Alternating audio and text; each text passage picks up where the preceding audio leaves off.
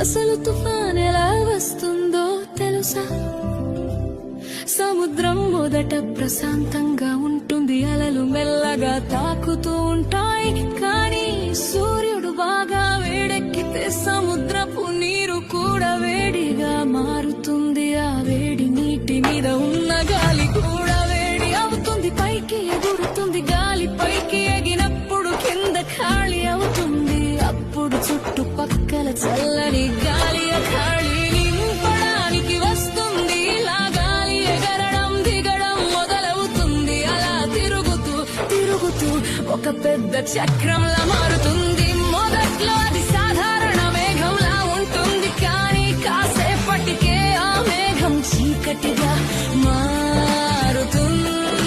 మేఘాల మధ్య మెరుపులు మెరుస్తాయి, గాలి గర్జిస్తుంది.